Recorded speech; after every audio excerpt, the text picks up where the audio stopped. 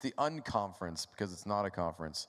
All right, we're going to move on to a topic that I think aligns very well with the technology conversation we had yesterday, but I believe has more impact on death care right now than we really realize, and that is AI. And I want to bring up my friend Antonio Green, and everybody stick around, don't leave. We got Chipotle after this. And make sure that you are getting your merch. There is free swag and merch. We've got some really cool book bags, luggage scales, last responder hats and koozies and socks and golf balls and all kinds of cool stuff. So if you're on the live stream, be here next year and you get all this cool stuff too. So thank you to every company that's brought giveaways. And again, Tukios, our title sponsor, with like, my kids opened up the book bags as we were putting them back. They're like, Dad, these are Coda Packs. And I'm like, what's that? And so Coda Packs are really dope bags. So nice work, Curtis. All right, my friend Antonio Green. Antonio, we do some cool stuff together, but I talk to a lot of funeral directors and spend a lot of time on the phone with funeral directors. And you are probably one of the most advanced in just understanding AI, how it can impact your business. And so we were in a conversation a couple months ago, and I'm like, we need to have you a part of the unconference where you can just give some real life application to how a high call volume funeral home is using AI literally on a day-to-day basis for efficiency and to make things easier. But before we get to that, introduce yourself, who you are, what you do, all that. So Antonio Green, 4th generation funeral director at James H. Cole Home for Funerals in Detroit. We're a 105-year-old firm, one of the largest firms, if not the largest, in Michigan. So I kind of got into AI just by going to conferences, attending mastermind events outside of our industry. So a lot of the things that I do with talking with others are outside of our industry, because you gain so much perspective on what we're missing in the industry, what the rest of the world is doing in their business to help it do better, help it grow, help it adhere to the times. You don't really get a lot of that in our business. So I learn a lot by attending conferences and meetings and such outside of our industry. And one of those things that came up on a little over a year ago was AI, and just kind of dove headfirst into it. And really over the last probably 9 to 10 months, I've really learned how advantageous it can be, even for a small business like most of our funeral homes are. Simple things like a couple months ago, I was doing a comparison, looking at pricing, seeing what we should do as far as price increases. And I looked at, everybody knows surcharges. If you're getting caskets from any manufacturer, you probably had surcharges over the last couple years. So I was looking at our surcharges last year. So I was like, man, am I gonna have to go through every month of invoices and just count up the surcharges of what we had over the last year or so? So I was like, wait a minute, I can just drop this in AI. So I go on ChatGPT, take all the PDFs of each bill, drop it in there, and just tell it, hey, I need to know what the surcharges were, give me a total, and I gave it a couple other prompts that I wanted to itemize out, and there it goes. 5 seconds later, it spits out a whole list of each surcharge is itemized per month and the total, and then saved me 20, 30 minutes at least of work just going through all these individual things. So, or I could have, hit up my casket rep and said, hey, I need this information, but I had to wait a day or so to get it. And meanwhile, it takes a few seconds just to do it. So, I mean, that's just one example of what you could do. So don't think of AI in the funeral industry as writing obituaries. I mean, that's not even scratching the surface. What you can use it for is just so much more. I would challenge you even Googling. Stop Googling. Go on, if you're going to use whatever LLM or large language models, what like ChatGPT is, use that. Don't even Google anymore. Use that to ask your questions. You're not going to have to go through a whole list of responses and Google searches. Put your question in there, ask it for top 3 responses, and it's going to spit out information that you need. So, so in saying that, I've got a couple platforms. Yeah, I was gonna ask you about these, but I want to like real quick. Give us like AI. When we say AI, what does that mean? And then you've already mentioned ChatGPT, so tell us about that. Yeah, so AI, artificial intelligence. There's different, what they call LLMs or large language models. That's what ChatGPT is. I won't go too far and nerd out with you. That's what me and Curtis will do here in a minute and bore you guys. But large language models, ChatGPT, by OpenAI, that is the most popular large language model. There are a couple different ones, and the team is going to drop these in the chat just so you guys have them. But Claude, Claude.ai by Anthropic, that's another really good one. I really like Claude. I use that one just as much as I do ChatGPT. And do yourself a favor, spend the $20 a month and pay for the paid versions. So many people, even business owners I talk to, like, oh yeah, just use the free version. Like, no, you can afford $20 a month to just use the paid model. It's so much better, especially with Claude, their Opus 3, Claude 3 Opus rather. I mean, it's super, super, super smart. ChatGPT, they just dropped the new 4.0, and that is super fast. I was so impressed when it came out. So yeah, do yourself, find a couple models that you like, use the paid version. So ChatGPT, everybody knows that one, Claude.ai, and then also Perplexity. So if you guys are using any kind of research that you want to do, Perplexity is awesome because it gives you the research, it tells you what sites it visited, it gives you the evidence that it found. There's so many times, so many stories you hear of how AI just created a story or it created a certain circumstance, and rather than you doing your own due diligence, the person didn't, they just used that at face value and they got in trouble for it or got embarrassed by it. So you always want to do your due diligence when using AI, but Perplexity is one that will give you its sources at the end of it. So those are my 3 apps, and all of them have downloadable apps for the phone too, Perplexity, Claude, and ChatGPT. Download the apps on your smartphone. You can use them right from there. So that's LLMs, the most popular versions, the ones I recommend. And number 2 is prompting. When you're using AI, using the right prompt. So what a prompt is the question.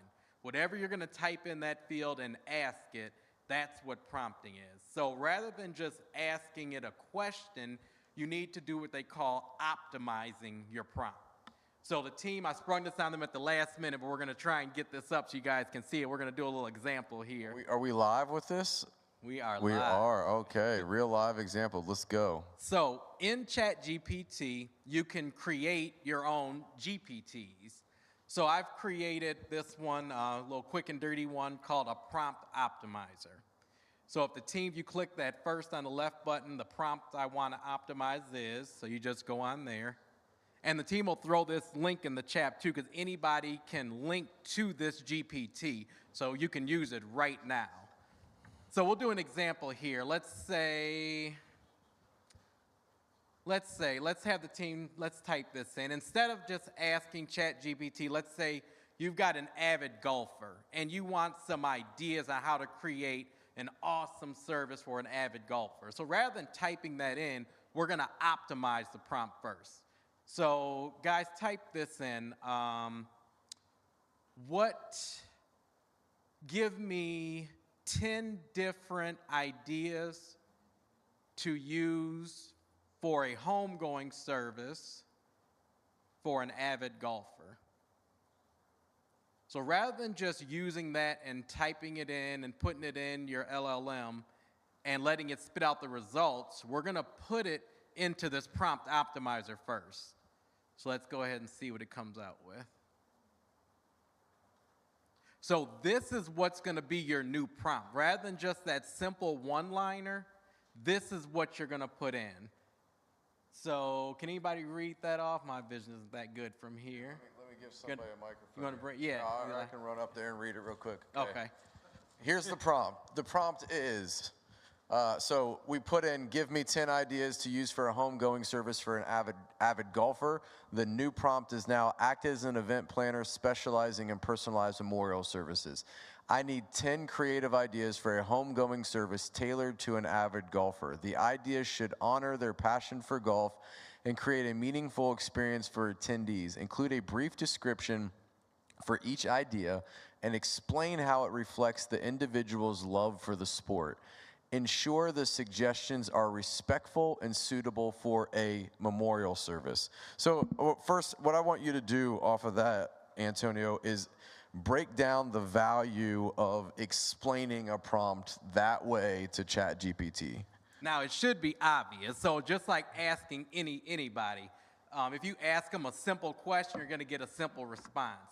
But if you give them a whole paragraph of what you want from them, how you want from them, what are the deliverables? So just like when you're giving orders or giving tasks to an employee, the things that you break down, the more details that you can give the LLM, the more information, the more context you can get it, the better response that you're going to get from it. So I know a lot of times, especially when ChatGPT first got popular and people put it in there and said, oh, that was nice, it gave me some information, and that was it, and they stopped using it. But using this, optimizing your prompt, and you don't have to use this, there's tons of prompt optimizers out there. Don't pay for it. I mean, there's people on YouTube now that are making plenty of money by charging you for these optimized things. Don't pay for it. You can get tons of stuff for free right on GPT. But the idea of being able to provide it with as much context as possible, and then optimize your optimized prompt. Like, so once it gives this, if you think of something else, add it to this and optimize it again. The more context you can keep getting it, the better responses you're going to get. I love this because, like, I've argued with, argue's a strong word. I've had conversations with my kids' educators on the use of ChatGPT in school. And what I believe the value is of that is, like, you're teaching critical thinking. Like, the AI is only as good as the prompt that you put in. So if we would have just threw the first prompt that was one sentence in the ChatGPT, you would have got very basic responses back, correct? Exactly. And this prompt now is going to give more detail, and you told it exactly what you wanted. Right. Okay, so you're the funeral director. You put that the prompt in the optimizer. You get that prompt back. Now what do you do with that, the optimized prompt? So you'll copy and paste that optimized prompt, and then you put that. So what I do a lot, like I said, I like Claude, so I'll use my GPT in ChatGPT, get the optimized prompt, and then go over to Claude and put it in there. Then I'll come back into ChatGPT and see what the response is there. But you can copy and paste this and use it across any LLM that you want to use. So that's the idea behind using it. And that sounds like a lot of steps, but the actual amount of time that it takes you to do that is what? Yeah, I mean, 15 seconds. Just type in what you want, optimize the prompt, copy and paste it either back into ChatGPT or Claude or whatever you're using, and get the results. So, I mean, you're talking, there's 2 steps. So, okay. 20 seconds. So, now, you've done that. How use cases for how you've done this to more efficiently serve a client family better in the funeral home? So similar to that, similar to the example we just used, if you're trying to figure out how to differentiate your services, you're trying to figure out how to help this family come up with ideas, you've got a source right here sitting at your fingertips. So being able to just type in, just like we just did, what do you want? Give me some ideas, and it just helps you develop. So one family in particular, they wanted, it was a pet lover, a dog lover in particular, and we were trying to figure out some ideas on how to incorporate pets into the service or dogs into some kind of like that. So I went to ChatGPT and have it give out a bunch of ideas. scrapped some I knew wouldn't work, but then took 5 or 6 to the family and said, hey, would any of these ideas work for you? And they said, yeah, I do like this idea. So being able to offer more personalized services that you don't have to rack your brain over creating. And using this, so if anybody hasn't, you need to get this book, is Who Not How by Dan Sullivan and Dr. Benjamin Hardy. I mean, the book, it'll be life-changing. So, and this applies so much, especially to owners and managers in our field. So do yourself a favor, pick up that book. I don't get any money off of it. But No it's link. really an influential book that, oh, there we go, guys, got on there. Who Not How, there you go. So this will show, the premise behind this book is, don't ask how you can get something done. Out of everything that you've learned over the last 2 days, so much stuff that could benefit your business, you don't ask, how can I do this? You need to ask who. Who can I hire to do this? Who on my team can do this? And if you're thinking, oh, I don't have time, I don't have money to hire anybody else, well, you don't have a reason not to. There's no way that you hiring somebody to do these things is not going to 10x your business. So being able to find that who, not asking how, is going to change your perspective and how you view things. I love it. And so, I mean, you and I have had a lot of deep conversations on this. You partner with us for your marketing. We've been using some different things on your website to learn about who's coming to your website and partnership with Tukios and that, and analyzing that data. And we used, talk about just the analyzation of data and what we found from analyzing website visitors, just throwing that in I think we use ChatGPT and break this down, tell me who my ideal customer is for my website traffic. So twofold. So one thing that I did, kind of going back to the marketing panel, was I wanted to know who my ideal client was, how to market to them. So I used a Qualtrics survey. I created a Qualtrics survey, and I identified last 3 or 4 years my top 100 clients. So those families who, they spend a decent amount of money with us, they were great to work with, just your ideal client. So I took 100 of those families, and I had one of my secretaries call each one to tell them, you're going to be receiving an email. It's a marketing survey. We are upfront with them. It's a marketing survey, but we want your help. We want to attract more families like you because you're one of our most valued customers. So will you help us? That phone call, that initial phone call, got them to be on the lookout for the email. So after she would call 20 families a day, I'd send 20 emails out with the survey. So we got about a quarter of the people to respond to this. And what we learned, I mean, this wasn't, just your run-of-the-mill survey. This was asking them, what do you do in your spare time? Where do you shop? Your favorite retail place. What are your hobbies?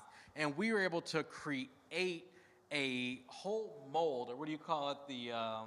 The customer base. We create the profile. There you go. Model. We were able to create a profile around our ideal client and turn that over to Ryan's team. And now they know how to maximize our marketing dollars, because this is who we want to concentrate on marketing to.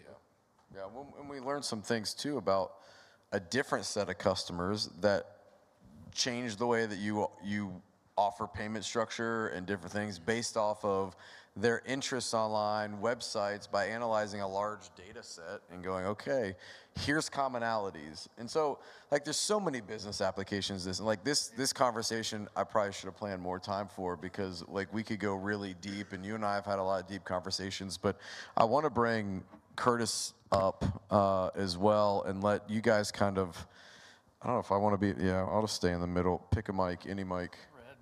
Red mic. Make the red mic hot. And all right, so Curtis and I did last year a AI webinar. You've traveled, you've been speaking on AI, and if you want to bring my friend Antonio to your conference, your stage show, hire him to speak on this topic and plenty of other topics. because super knowledgeable, and you're hearing it firsthand from a funeral professional implementing this. But it's really cool to have a leading technology provider in the space, a leading funeral home in the space that's utilizing AI. I listened to you guys talk last night, and I'm like, I've never felt more dumb when it came to understanding AI and technology and its impact and where it could go from here, like scary levels, but also like the application of just, like you even said, like if we only use AI just to write obits, like we've missed the mark. Like there's so much more that we could be doing in the space. And so one of the things I wanted to ask you about, you broke down last night, like where we're currently at in the state of AI and technology, and then like how that advances, but like why it doesn't need to be crazy scary, and that we should really do a better job understanding it. Yeah. I mean, there's a ton to unpack for sure. Simplify it. Yeah. Make it easy. Let me hit on just like a few things that I think are easy to understand. Like when we talk about what AI is, it's really a network of machines that are kind of doing work for us, right? And so, one analogy we use a lot in some of the presentations we've done on AI is like, when it comes to farming, it started out with a man and a tool. He had a sickle. We've had sickles for 10,000 of years or whatever it is. And then, it went from a man sitting on a tractor or having a plow. And that was like a man who's now machine assisted. It's no longer a person with a tool. It's a person who's assisted by a machine. And now we've got these super complex combines that are hundreds of systems working simultaneously that go out there, and they're like some of the most incredible technology we see in the world is farming equipment, right? And what it can go out and do, all working simultaneous. And so so that's one way to look at it, and another way to look at just AI is, as Antonio's been hitting on, like large language models. That's what we call artificial narrow intelligence. It does one thing. It's a chat bot. It'll teach you. You can learn from it. It'll analyze data, which that was awesome that you're doing that with your surcharges and stuff. And so what the AI world is working toward now is what's called artificial general intelligence, where you're going to have an AI agent that can do like a lot of things. You can hire this AI agent to do anything that a remote worker would do for you. And as a technology provider, that's super exciting, because what it costs us to hire senior engineers to work on software, if we can hire an AI agent that can do that and learn the languages and learn our software and code for us 24 hours a day at whatever decreased cost that'll be incredible. And then the third level of that, going from artificial narrow intelligence, artificial general intelligence, the third level is artificial super intelligence, and that's when we think about Terminator and Skynet taking over the world, that's when artificial intelligence, surpasses humans in every way. They think that all the experts think it's the artificial general intelligence is not far off. It's within a couple of years or less. So that's that point. I can hit on the scary stuff, real quick, yeah. like on the scary side, I want to kick it over to Antonio of, in a profession where we're going, okay, we can't make ourselves obsolete, and technology is replacing what we do. Like as a funeral director, where do you see your role in partnership with the technology, as it's not scary, it's not going to put you as the funeral home owner, funeral director out of business because of using AI? You're always going to need, that empathetic funeral director, at least for the near future, until you've got actually robots sitting down and doing work. I mean, you're going to need that human person there. Now, we can make it easier. So things that I'm working on with my AI team now is making it so you can get information. The client can go to our website and get pricing information. They can make arrangements online, but that's not going to be for everybody. Most people are still going to want to come into the funeral home and have that one-on-one conversation. But like we were saying yesterday on the technology panel, is technology, AI, the things that it can do for our software companies, and being able to streamline data across the platforms, being able for these companies now to use modules. So, and put my owner hat on, any funeral home owner manager I've spoken to is not 100% satisfied with their case management system. It's always, or they think they are, then they go to the conference and see something and say, hey, I wish they could do that. So where the future of our industry, especially software, goes should be, and AI can definitely assist with this, like Curtis said yesterday, is streamlining that data across anything. Any software company should be able to have a streamlined data. So now each company can have modules. So a funeral home owner can come in and say, you know what, I want Tukio's website, I want Passari as my case management system, I want 365's accounting system, I want Tribute as my death tracker system. And all those modules can plug and play nicely together, and you can use each one because there's a streamlined data. Now, will I pay more for that than going with one company? Sure. But if I can custom make something that works for me and works for my business, then that's ideal for everybody.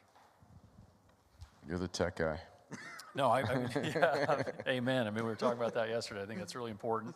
But to back up a little bit, I think Antonio hit on a really great point, which Dave hit on earlier, which is high tech versus high touch. I think those are the words you said, right? Like, yeah, technology is going to get more and more pervasive in the funeral home, but it's never going to remove that need for the high touch. And what it will hopefully do, and I think we hit on this in the technology panel yesterday, but I think it's worth reiterating.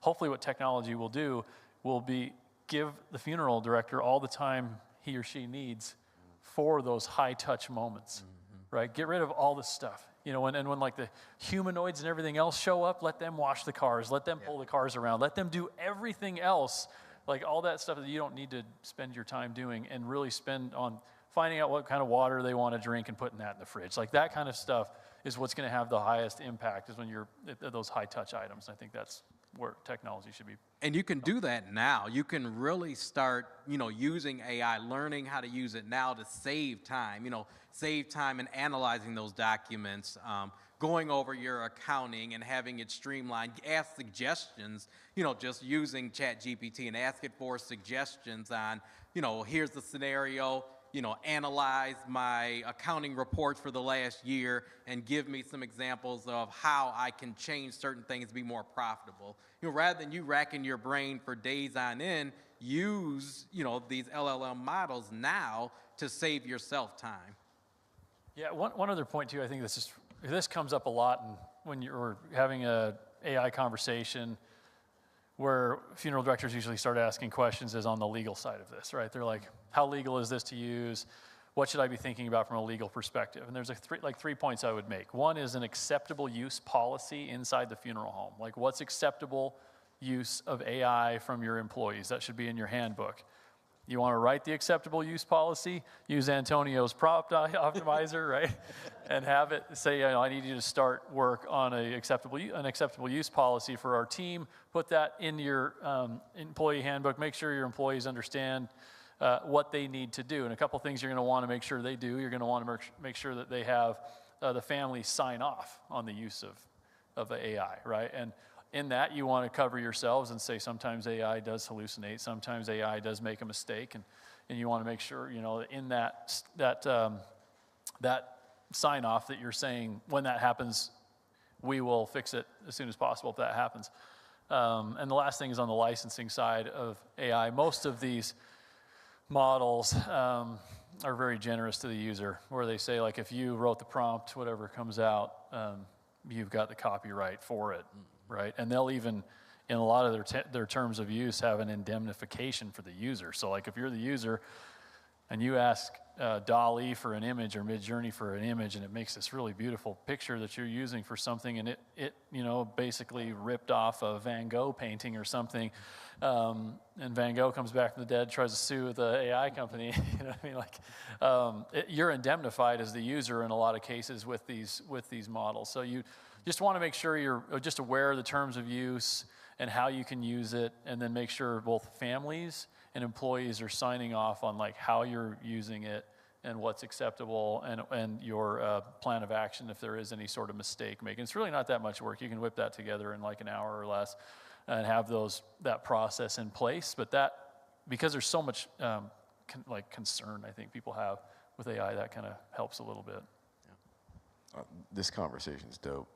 I don't know. I like this conversation. We could go for hours, but we're going to wrap it here with best way to get a hold of you, again, as our title sponsor. Thank you so much for that and partnering with us and legit just being a friend and somebody that I've grown, we can say grown up, it's been long enough now. We've grown up in